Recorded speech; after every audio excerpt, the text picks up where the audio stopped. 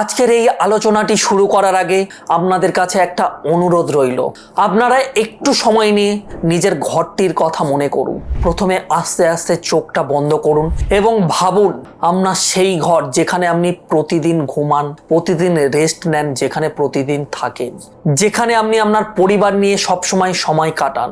একটা প্রশ্ন নিজেকে করুন, আপনার ঘরে কি সত্যিই শান্তি আছে, নাকি সবকিছু ঠিক থাকার পরেও কোথাও যেন অদ্ভুত এক অশান্তি কাজ করে? আপনি কি কখনো লক্ষ্য করেছেন অনেক চেষ্টা করার পরও আপনার জীবনে সাফল্য স্থায়ী হয় না? টাকা আসছে কিন্তু জমিয়ে রাখতে পারছেন না, সম্পর্ক থাকে কিন্তু সেই সম্পর্কের মধ্যে কোনো গভীরতা নেই, মন ভালো থাকার কথা কিন্তু কারণে অকারণে মন খারাপ হয়ে যাচ্ছে হঠাৎ করে, অর্থাৎ এই ভালো ছিলাম এই খারাপ হয়ে যাচ্ছে।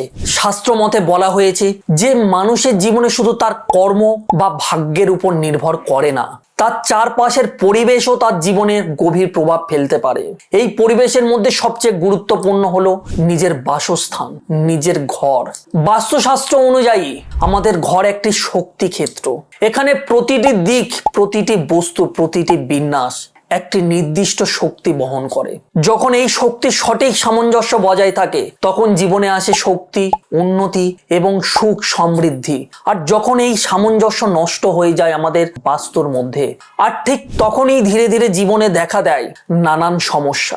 আজকের এই ভিডিওতে আমি আপনাদের সামনে তুলে ধরবো এমন 5টি গুরুত্বপূর্ণ লক্ষণ যেগুলো দেখলে আপনি বুঝতে পারবেন যে আপনার ঘরের বাস্তু ঠিক নেই। এবং আমি যে লক্ষণগুলোর কথা বলবো সেই প্রতিটি লক্ষণের সাথে থাকবে সহজ ও কার্যকর সমাধান বাস্তুর মধ্যে সমস্যা থাকলে। তাই একটা অনুরোধ আপনাদের, ভিডিওটি শুরু থেকে শেষ পর্যন্ত মনোযোগ দিয়ে দেখুন। এবং আপনি যদি আমার চ্যানেলে প্রথম হয়ে থাকেন অবশ্যই করে চ্যানেলটিকে সাবস্ক্রাইব করে রাখুন, কেননা এই ধরনের গুরুত্বপূর্ণ ভিডিও প্রতিনিয়ত আমি আপনাদের কাছে পৌঁছে দেওয়ার চেষ্টা করি। বেশি কথা না বলে আমরা এগিয়ে যাব আমাদের মূল পর্বের দিকে। প্রথম লক্ষণটি হলো ঘরের মধ্যে অকারণে অশান্তি ও বিবাদ। আপনি লক্ষ্য করছেন কি যে কোথাও কিছুই নেই, ঝগড়া হওয়ার মতো কোনো বিষয় ঘটেনি, তবু বাড়ির মধ্যে অশান্তি হচ্ছে। কোনো না কোনো বিষয় অশান্তি লেগেই রয়েছে আপনার বাড়ির মধ্যে, শান্তি কোথাও নেই। যে বিষয়গুলো আগে গুরুত্ব পেত না সেগুলোই এখন বড় সমস্যার কারণ হয়ে দাঁড়াচ্ছে। স্বামী স্ত্রীর মধ্যে দূরত্ব বাড়তে চলেছে দিনের পর দিন। নিজের সন্তানদের সাথে সম্পর্ক খারাপ হয়ে যাচ্ছে, যাতে আপনাকে সহ্য করতে পারছে না। পরিবারের সদস্যদের মধ্যে বোঝাপড়া কমে যাচ্ছে, ভুল বোঝাবুঝি বেড়ে যাচ্ছে। বাস্তুশাস্ত্র অনুযায়ী এর একটি প্রধান কারণ হলো ঘরের দক্ষিণ ও পশ্চিম দিকের অসামঞ্জস্য। এই দিকটি স্থিরতা, সম্পর্ক, বিশ্বাসের প্রতীক। যদি এই দিক কারোর বাস্তুর মধ্যে দুর্বল থাকে তাহলে সম্পর্কের মধ্যে ভিত দুর্বল হয়ে পড়ে। সম্ভাব্য যে কারণগুলো হতে পারে, দক্ষিণ পশ্চিমে বাথরুম যদি থাকে, এই দিকটি ফাঁকা বা ভাঙা যদি থাকে, হালকা বা অস্থায়ী বস্তু রাখা, এগুলো যদি দক্ষিণ পশ্চিমে থাকে তার প্রভাব পড়তে পারে সম্পর্কের মধ্যে। যেটা হতে পারে সম্পর্কের মধ্যে অবিশ্বাস তৈরি হতে পারে, মানসিক অস্থিরতা আসতে পারে, পারিবারিক অশান্তি নেমে আসতে পারে। এই জিনিসগুলো যদি আপনার সঙ্গে ঘটছে তাহলে এর সমাধানও কিন্তু রয়েছে। আমি প্রথমেই বলেছি প্রতিটা খারাপ লক্ষণের সঙ্গে সঙ্গে তার ভালো করতে হবে কিভাবে সেটাও আমি আপনাদেরকে জানাবো। যেটা আপনাকে করতে হবে, দক্ষিণ পশ্চিম দিকে ভারী আসবাবপত্র রাখুন। এই অংশটি পরিষ্কার ও স্থিতিশীল রাখার চেষ্টা করুন। সম্ভব হলে মাটির রং ব্যবহার করুন এই দক্ষিণ পশ্চিম দিকে। এবার যে 2 নম্বর যে লক্ষণের কথা বলবো, যে লক্ষণ থাকলে আপনি বুঝে যাবেন যে আপনার বাস্তুর মধ্যে সমস্যা রয়েছে, অর্থ স্থায়ী না হওয়া, এটাই হচ্ছে দ্বিতীয় লক্ষণ। অর্থাৎ অর্থ আসছে, আপনি টাকা পয়সা অনেক পরিশ্রম করে আপনার বাড়িতে নিয়ে আসছেন কিন্তু কোনো রকম ভাবে স্থায়ী হচ্ছে না। কোনো না কোনো কারণে টাকা পয়সা প্রচন্ড হারে খরচা হয়ে যাচ্ছে, একটা পয়সাও আপনি সেভিংস করতে পারছেন না। আপনি হয়তো নিয়মিত উপার্জন করছেন কিন্তু মাসের শেষে দেখছেন একটা পয়সা আপনার সঞ্চয় নেই। অপ্রয়োজনীয় খরচ বেড়ে যাচ্ছে, হঠাৎ বড় খরচা সামনে এসে দাঁড়িয়ে যাচ্ছে, কেউ অসুস্থ হয়ে পড়ছে বা কারোর দুর্ঘটনা ঘটছে। বাস্তু মতে এর সাথে যুক্ত থাকে উত্তর দিকের সমস্যা। এই উত্তর দিককে ধন সম্পদের দিক বলা হয়। এই দিক যদি বাধাগ্রস্ত হয় তাহলে অর্থ প্রবাহ ব্যাহত হয়। সম্ভাব্য যে কারণগুলো রয়েছে, উত্তর দিকে আবর্জনা জমা করে রাখা, উত্তর দিকে জানালা বন্ধ রেখে দেওয়া, উত্তর দিকে ভারী যদি জিনিস রেখে দেন, তার প্রভাবে যে সমস্যাগুলো তৈরি হতে পারে, অর্থ অকারণে অপচয় হতে শুরু করবে। ঋণের বোঝা বাড়তে চলবে আপনার মাথার উপরে। কোনো না কোনো কারণে আপনাকে ঋণের মধ্যে সারাটা জীবন কাটিয়ে দিতে হতে পারে যদি এমন থাকে। এবং আর্থিক অস্থিরতা বাড়বে তো অবশ্যই, তবে ভয়ের কিছু নেই, সমাধানের রাস্তাও আমি আপনাদেরকে জানাবো।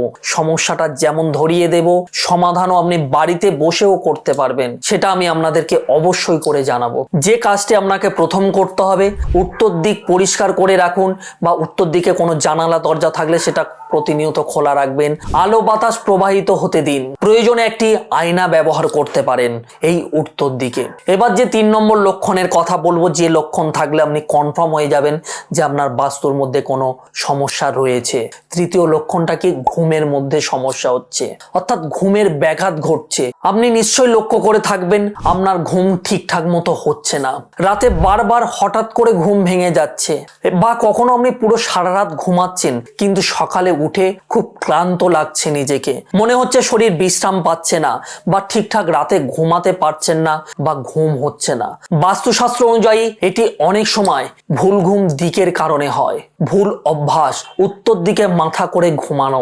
অনেক ব্যক্তি রয়েছে আমি দেখেছি যারা এসে আমার সঙ্গে শেয়ারও করেছে যে উত্তর দিকে মাথা করে ঘুমান। এর প্রভাবে কি হতে পারে একটু ভালোভাবে বুঝে নিন।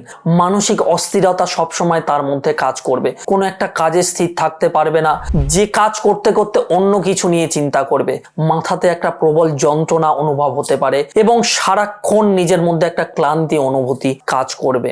তবে সমাধান রয়েছে এবং সেটা হাতের মধ্যেই রয়েছে। ছোট্ট একটা কাজ করতে হবে, যদি আপনি উত্তর দিকে মাথা করে ঘুমাতেন তো সেটা ঘুরিয়ে দক্ষিণ দিকে মাথা করে ঘুমান, বা পূর্ব দিকে মাথা করে ঘুমাতে পারেন। পূর্ব দিকও উপযোগী বলে বিশ্বাস করা হয় বা শাস্ত্রে উল্লেখ রয়েছে। এই ছোট্ট কাজটি করলে আপনার কিন্তু এই যে সমস্যা হচ্ছিল, এই সমস্যার সমাধান কিন্তু একেবারে হয়ে যাবে। এই যে 4 নম্বর লক্ষণ আমি আপনাদেরকে বলবো, যদি এই লক্ষণটি আপনার বাস্তুর মধ্যে থাকে তাহলে বুঝবেন কেউ আপনার বাস্তুর মধ্যে ক্ষতি করেছে।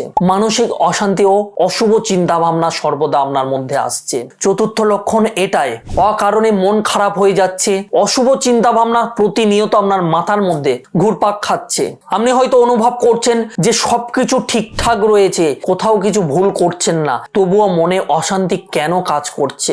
এই জায়গায় একটা কথা বলি, আপনার ঘরের পরিবেশ যদি একটু অন্ধকার যুক্ত হয় বা অগোছালো হয়, ও নোংরা আবর্জনা থাকে ঘরের মধ্যে কোথাও, বা কোনো জিনিস ঠিকঠাক গোছানো নেই, তাহলে আপনার মনে অশুভ শক্তি প্রভাব ফেলতে পারে। কারণ অন্ধকার ঘর, ভাঙা জিনিস বা মৃত কোনো শুকনো গাছ, অগোছালো পরিবেশ, এর প্রভাবে যেগুলো হতে পারে, একটা উদ্বেগ কাজ করে, আত্মবিশ্বাস কমতে শুরু করে, নিজের কনফিডেন্স নিজে হারিয়ে ফেলতে পারেন, অতিরিক্ত চিন্তা আসতে পারে, যেটা নিয়ে চিন্তা করার মতো নয় সেটা নিয়ে চিন্তা করতে আপনাকে বাধ্য করবে।